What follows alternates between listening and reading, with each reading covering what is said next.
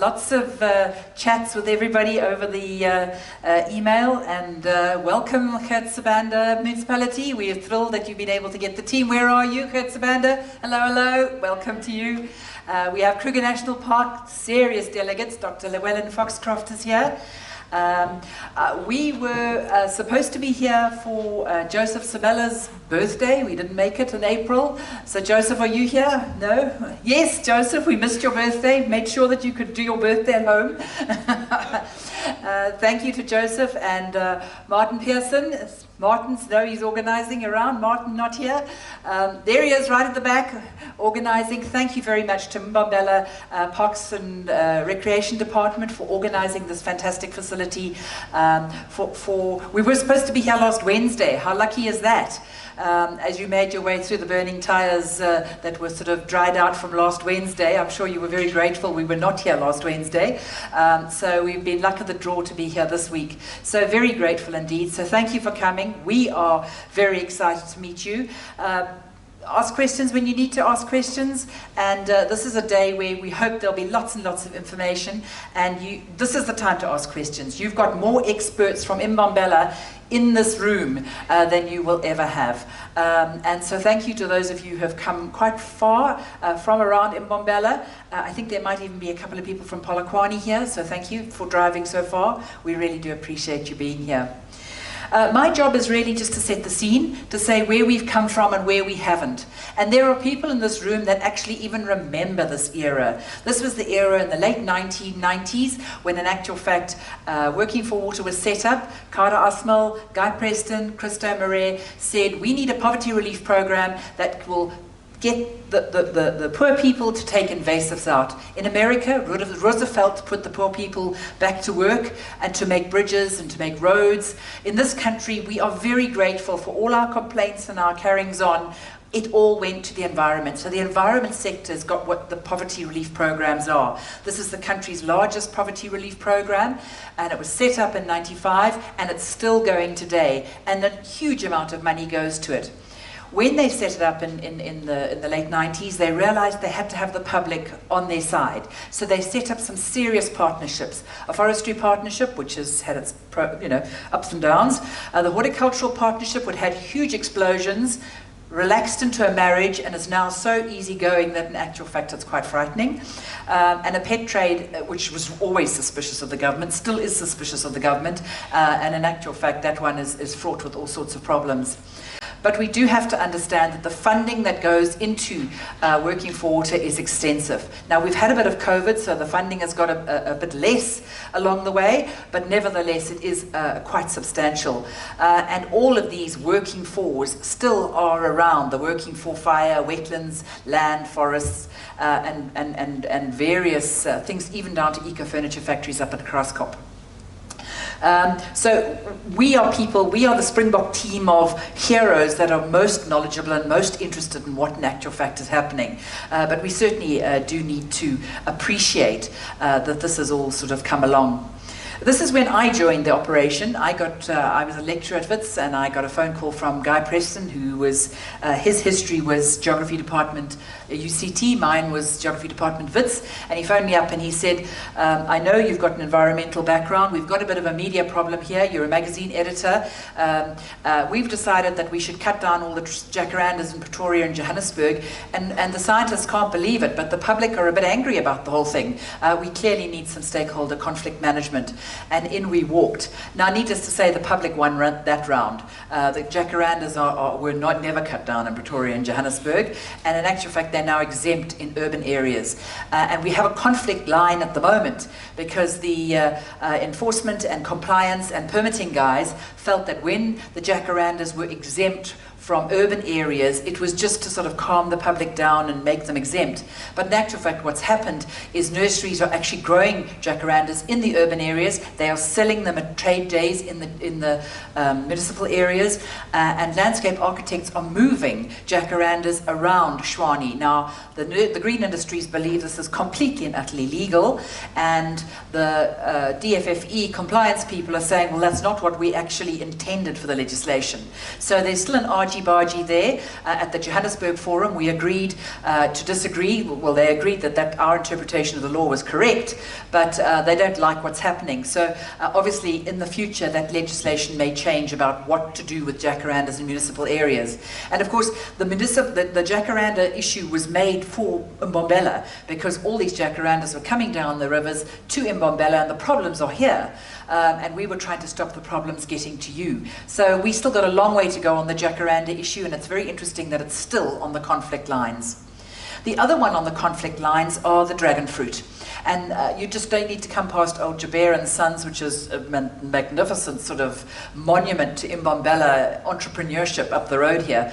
And of course they're selling dragon fruit in their nursery. And we often get the compliance people coming to us and saying, well, what are they?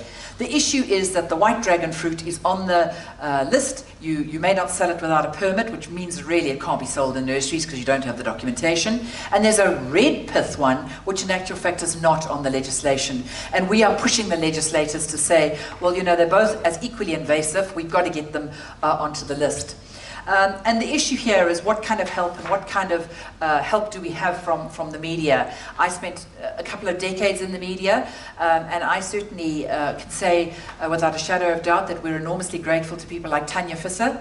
Tanya Visser is from The Gardener, and she actually has said to us in the past that, you know, Kay, we're about to put this on the front page of our December issue, but you were raffing on about something about dragon fruit. Can we put this in our magazine? I put it out to the scientists, and people, you know, the scientists have a complete fit. No, we can't be promoting this red dragon fruit. It must not go on. Other media, we don't catch it. So of course here you've got a situation that Go Platteland did a whole big story on the next boom, and what we must do is planting dragon fruit. We must make sure the dragon fruit is planted, and Go Platteland certainly decided it was a good idea. And in actual fact, we thank the Gardener magazine for withdrawing the article. They didn't promote it. We also have an issue with Empress Trees. The Empress Tree is a Category 1A species in South Africa. It should not actually even be in South Africa. But our dear, delighted, beloved colleagues from Phytosanitary allowed it in 2005. And the people who brought it into the country say it is here legally. And they are creating forest plantations with it in northern KwaZulu-Natal, and there's a lot of internal debate. Should we allow this Empress tree to actually be in this country? It is a known invader, it is an absolute nightmare. On the other hand, you know, a giant tree grows within 4 years and you have all the wood and the timber with it. But if it gets out of that plantation, we could have a serious problem with Empress trees in this particular country. So this is the conflict debate lines that we have at the moment, of some people saying, well, it came in legally, we can't really take the guys out, and other people saying absolutely not the case. So we've got a situation here where we know that the Empress tree is invasive. These are the companies that are legally have the plant here, but it is a Category 1A, and this legislation was created in 2015, so surely in 2015 every Empress tree in the country should have been destroyed. That is not what happened. There are plantations in northern KwaZulu-Natal, and certainly there will be plantations in Mpumalanga if this is allowed to continue. We also have to agree that in actual fact, over the last 20 years, the traditional media really has collapsed in a heap, and we now have the fake news and the fake everything. We have to realize that conservancies now have to do their own media. If you want to tell people what's going on around you, you actually have to do it yourself. This is a PhD, Patterson's Curse. This is the big problem that they have in the Western Cape. We try to get it out on the media. We sent a press release to all the newspapers and all the magazines in the Western Cape and the radio stations. Not one single one of them picked up the press release and ran with it. They're only interested in what Cyril's doing, what's happening with COVID, what the Chinese are doing, or perhaps what's the local rugby player who's behaving badly on an aeroplane. That's really all they're interested in. Over and above that, you've got to actually promote your own invasive species issues. So this is what we're doing, and we are working quite a bit on animals. In 2015, when we were here before, we were on plants, now we're on animals, and all of a sudden, house crows, rose-ringed parakeets are now very much more the era. So we build on old material, that's the Australian material, and we obviously are developing campaigns, and we're looking at where these birds are. There's a huge access. between Johannesburg and Durban, but you can see Hazyview, Nelspruit, this area here, and this is straight off Sabab. I apologize for the Nelspruit, not the Mbombela, but it's all in this area, and they most definitely have been seen in this area. And we need to have a look. The PASA are not the only organization. There are at least 3 organizations that do permitting. So within the parakeet associations and hobbyists, there are all sorts of issues going on here, and we have to work with them. So we are putting out social media success, and this is just an example of the parakeets and the social media success we've had. On social media, we've been reaching 66,000 people, which is a lot of people. As a gardening magazine, we used to print about 30,000 magazines, and honestly, if we had a readership of 40, we were doing terribly, terribly well. So this is what can be done if you actually put it out there and you say to people, the rose-ringed parakeet is a problem, and in the future there will be all sorts of programs to remove these species. And as a result, we're working with people like the wing shooters and all sorts of other guys. I see we've got some guys here with some serious military uniforms on here. All of a sudden, haven't had much to do with gun people before, but all of a sudden I'm actually madly in love with these gun people because I think they can sort our problems out on house crows and rose-ringed parakeets. Invasive mallards, big social problem. We have a history, and the social problem, the history we have is that we grew up in a world where you go on Sunday and you take your white bread and you go down to the park and you feed these jolly birds and ducks and all around the park, and that's regarded as socially very acceptable. Well, it's not acceptable. White bread is actually really as bad for them as it is for us. And we do have a problem that Disney created a bloomin' Donald Duck with yellow feet, and our mallards have yellow feet. So we have to convince the public that in actual fact these mallards are a pollution on and a blight on our indigenous waterfowl. We have found that in actual fact this Save the Indigenous Waterfowl and Save Our Waters is something that we produced in about 2012. It's been running for 10 years. We believe this campaign is absolutely out of date and we can't do it anymore. And Ian Rushworth from Ezemvelo KZN Wildlife came up with a very good campaign idea. And that is to say, would you like the Kruger National Park to be covered in rose-ringed parakeets and every dam to have, 50 mallards? Instead of the indigenous flora there? Do you want the Kruger National Park to be covered in house crows? And if not, we have got to make sure that these invasive species, which are now all over northern Johannesburg, Centurion, Durban, and they are a huge big problem. They make a racket, they take the place of indigenous birds. Do we really want them there? And that's what we're working to. Because at the moment what we do is we have animal rights activists staking out dams where we're about to remove 20 or 30 mallards, and we find ourselves on the front page of the Tygerberg News, and it's a real pain. It really is. We also need to say, how many of you here think you are plant experts rather than animal experts in the invasives world? Do you know more about plants than you do animals? Who are the plant people at invasives? Yeah, in most cases it's the majority. How many of you know about the marine invasives? Now, if you've got to become invasive experts, you've got to appreciate there's a whole world of marine, and we've got marine invasives in all the marine parks around the country. We're also running stakeholder meetings with the aquaculture industry. They are entirely suspicious about the invasive sector because a lot of the fish and mollusks and all the things that they actually farm are actually alien. They're not invasive, but they're alien. So they're a bit suspicious about our sector, and they're a bit suspicious about being shut down by our sector. But certainly we're working in the Saldanha Bay area, just up the road from Cape Town, and we need you as the experts in marine to become familiar, so you know what the white colonial sea squirt is and the boring sponge and the carpet sea squirt, and we need you to go out there and be experts in these kind of things. The information is all on the invasives.org website, but certainly whilst you don't have a marine sort of sector, Maputo is just certainly down the road, and a lot of these invasive marines things are coming down the road. Something which is far more familiar to you is the whole water hyacinth drama, and we have fabulous pictures from many years ago of hippos putting their sort of little heads out of this kind of nightmare of water hyacinth. And so we're very, very honoured today to have Deline Stradum, who's our top invasive aquatic weed expert in Mpumalanga here for answering questions. And we certainly are dealing with all sorts of nightmares up at Rhodoplat Dam and Hartbeespoort Dam. I think Zonke and Sasanda are here. Are they here yet? They are at the back. Nice to have you. I didn't see you didn't bring Debbie Muir with you, so you're just rolling the show yourself today, are you? Well, that means we're going to probably keep the time today, so that's good news. In terms of the water hyacinth here, we haven't fixed Rhodoplat, and there's a massive international masters competition happening there next September.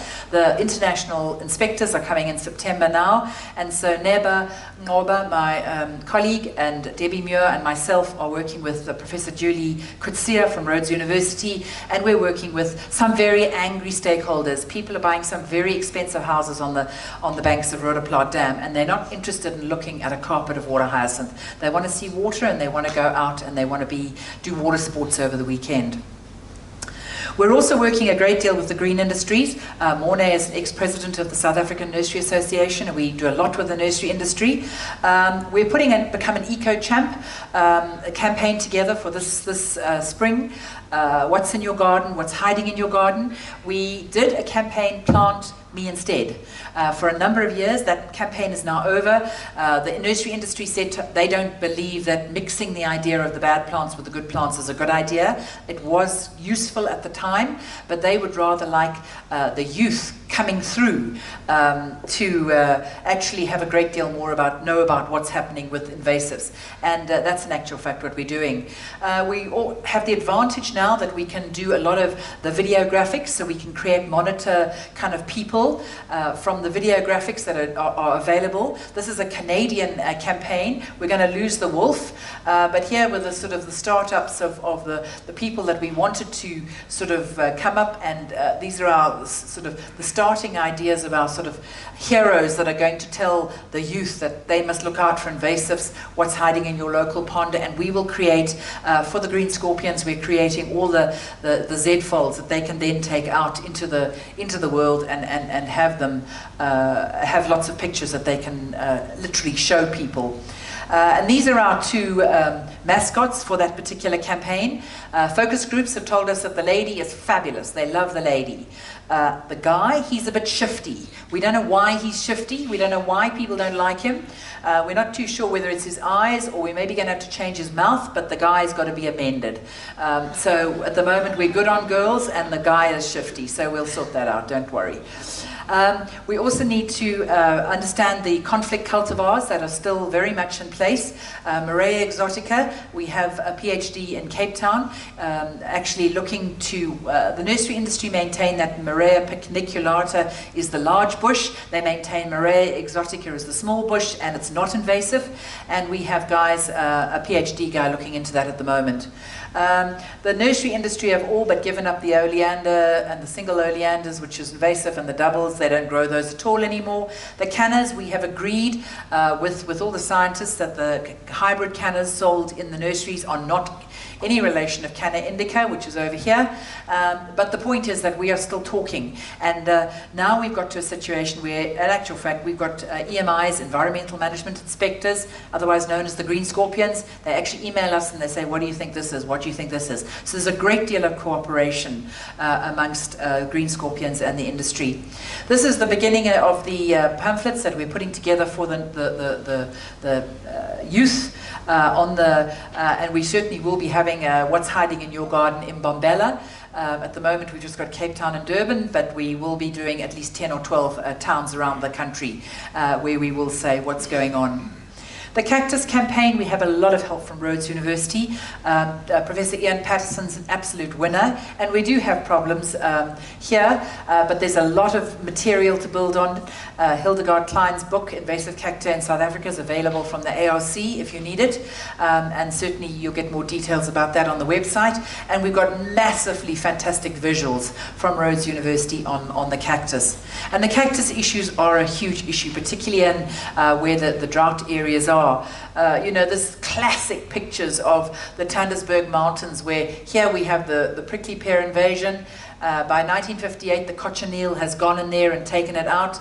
And then, of course, by 2015, you've got the new invasion, and there is no biocontrol for this. They're desperately trying to find a biocontrol for this torch cactus, and so far, nothing. Matter of fact, I've just come from Fort Hare University, where the National Invasions Symposium was held last week, and there was a student doing a PhD saying what we've been to all the places. We now think that this particular cactus comes from South America, not Central America, and we're tracking down where we can find some natural enemies.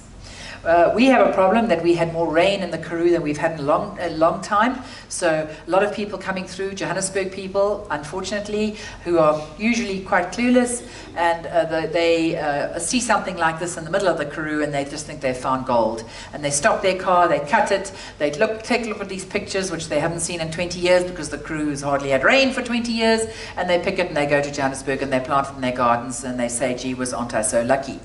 Well, that's a problem as well. Going back to the fact that conservancies and our Springbok team have to promote invasives themselves and not rely on the mainstream media, this is a pilot project, free biocontrol for any farmers in the Karoo area who would like to have biocontrol for their cactus. We spent 2-3 months putting the campaign together. We launched it at the end of the year last year, and we sent it to all these radio stations, and not one single radio station covered it. The community radio stations are absolutely nearly collapsed in a heap. Advertising has virtually dried up, and we can't rely on the traditional media to do any of our operations in terms of PR. We have to do it ourselves. So that's what we're doing. We've gone back to basics. In the last 6 months, these are PDFs that are available for download on our website, invasives.org.za, and you can download them for particular areas, see what the biggest cactus species problems. Pereskia is a big problem in Mpumalanga. And of course, the big push on this particular era is on the animals. We don't think people know enough about the animals, and so we're putting animals and reptile material together so that we all know what we're doing, why we're doing it, and these are all available for download if you want to educate your communities. We are following the black-spined toad, otherwise known as the Asian toad, but in South Africa you can't run a smear campaign against Asians, so we've called it the black-spined toad because we're far more politically correct than most of the rest of the world. And that's what it looks like. We're terribly worried it's coming in through Durban Harbour, and we've got people like Warren Schmidt and James Measy who are actually following it and doing risk assessments on this particular species. Very, very controversial to indicate that there's an invasive toad that must be removed, and we know about this because the guttural toad is an invasive species in South Africa which is actually extralimital. In actual fact, it's regarded as an invader in the Western Cape, and they're very worried that the indigenous leopard toad, which the Cape Townians think is just the most wonderful thing in the whole wide world, they have actually signboards along the roads telling you not to run these toads over. And of course, this Johannesburg guttural toad, just like the people from Johannesburg, are sort of moving into the Western Cape and taking over, and they're not too crazy about that. But on the toad side, they've got a 500,000 Rand a year campaign to remove the guttural toad from Cape Town.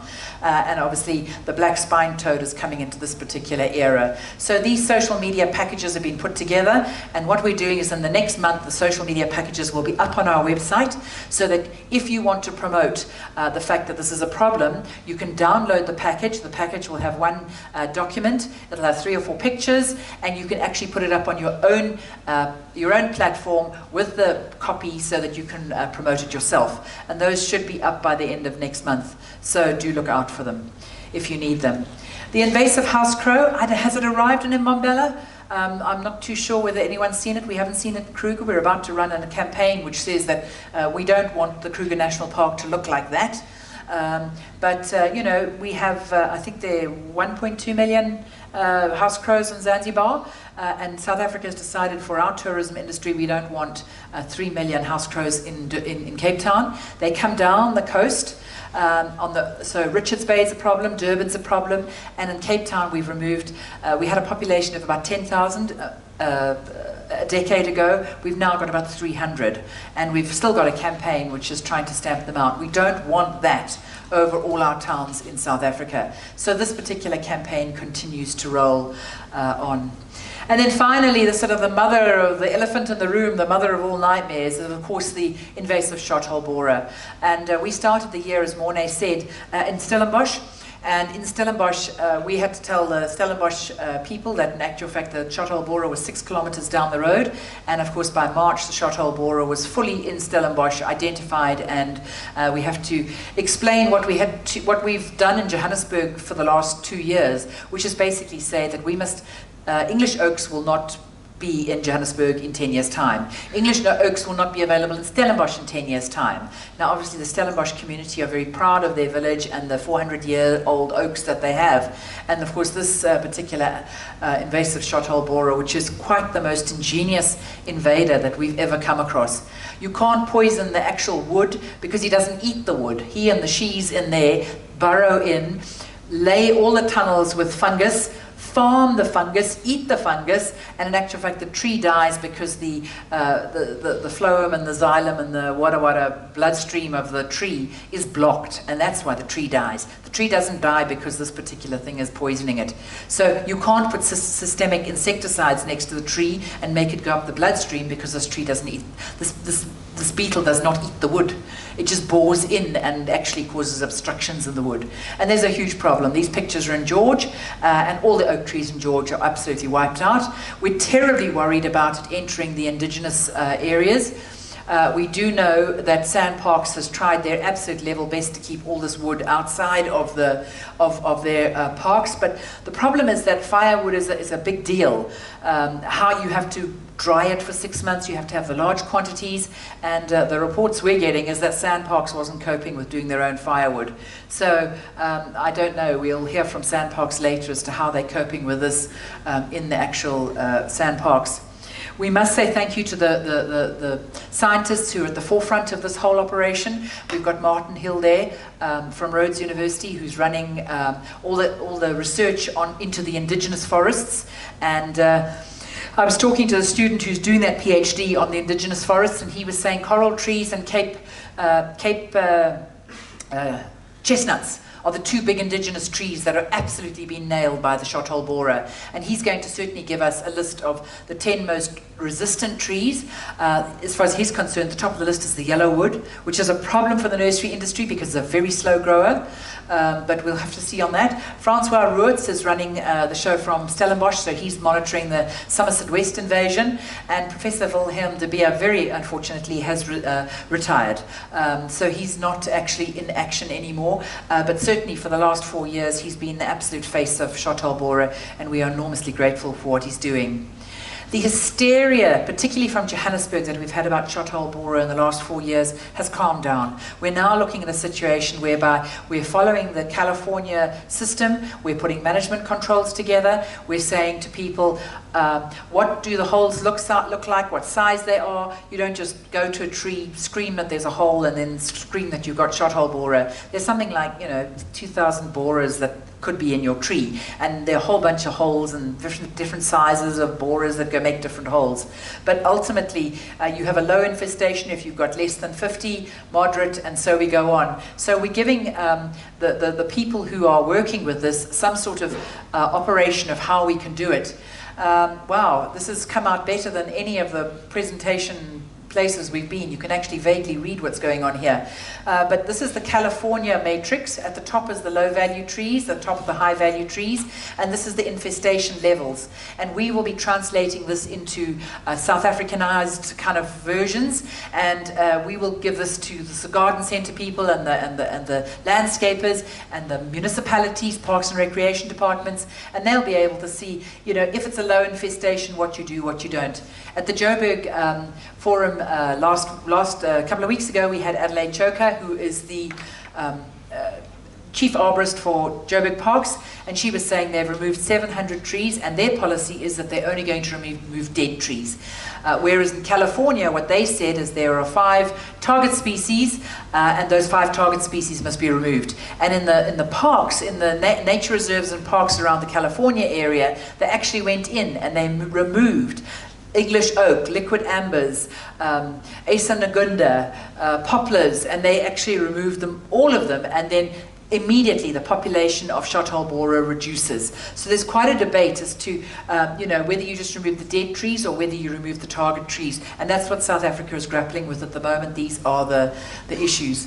The big issues here are the don't move firewood. We're planning to put a big campaign together for this winter. It hasn't quite happened and got together yet, largely because we've been doing the forums. But this is the Canadian campaign that we will be modelling it on. And the idea is don't move dead firewood. All these dead trees and half-dead trees are being removed from urban areas, and of course people put them in the back of their bakkie. All the Shothole borers fly off as they move through the suburbs, spreading. Humans are the biggest vector of spreading Shothole borer, and so the idea is that you don't move firewood. And we need to support the parks departments to make sure that in actual fact, if they're going to say they're not going to let any firewood into the national parks, and it's a danger to the national parks, that they do have alternatives that are working, and those systems and processes still have to be put together. In America and in California, and they have the big issue of the emerald ash borer, and they have the Asian longhorn beetle, and most of these campaigns are aimed at moving those particular insects around the California area, and that's what everybody is really jumpy about. And we have put a couple of documents together. What do you do if you have it in your trees? I think the only province that hasn't got Shothole borer identified by the scientists is Limpopo. But there you can see Shothole borer. There's certainly a big red dot round about your particular area. So it's most definitely here. And in actual fact, we are saying how you manage them. What you do on your properties, what is the duty of care for your property, what is the duty of care in terms of the organs of state. NEMBA and the regulations were created for organs of state primarily to sort out the land that they own. So certainly when it comes to invasive species, the person who is responsible for removing the invasive species from the land is the organ of state. Now that's the sort of legal theory, but I must say when I come down to Mbombela and I see the poor Tacoma stance, the yellow bells are nearly the same size as your umbrella trees. I mean, I really do worry. There's got to be a certain amount of money put into the municipalities and assistance put into the municipalities for them to actually cope with this invasive disaster as it comes on. And really, that's where we are on the conflict zone. That's where we are on the future. We're going to go straight in now to the officials, and I think we're very, very fortunate to have the officials here that you'll be able to see who will actually be able to help you. So we're very grateful to have all these people, and yeah, I think that's me. Thank you so much.